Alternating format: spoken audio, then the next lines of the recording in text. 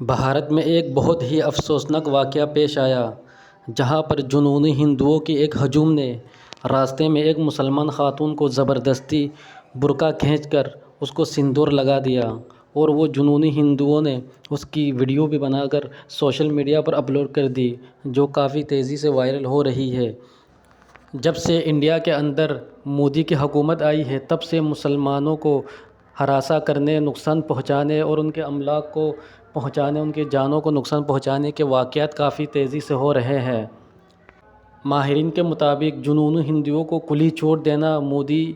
حکومت کی پالیسی کا حصہ ہے، تاکہ وہ آئندہ الیکشن میں زیادہ سے زیادہ ہندوؤں کا ووٹ بینک حاصل کر سکے۔ اس واقعے پر ہندوستان کے مسلمانوں میں کافی شدید غم اور غصہ پایا جاتا ہے، اور ہندوستان کے مسلمان اس واقعے پر سراپا احتجاج ہے اور ہندوستان کی حکومت سے مطالبہ کر رہے ہیں کہ اس جنونی ہجوم کو گرفتار کیا جائے، ان کے خلاف ایکشن لیا جائے۔ لیکن جب سے ہندوستان کے اندر مودی کی حکومت آئی ہے، تب سے مسلمانوں کو کسی بھی سانحے پر اور کسی بھی واقعے پر کوئی انصاف نہیں ملا۔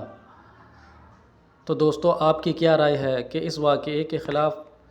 ہندوستان کی حکومت کوئی ایکشن لے گی یا نہیں لے گی؟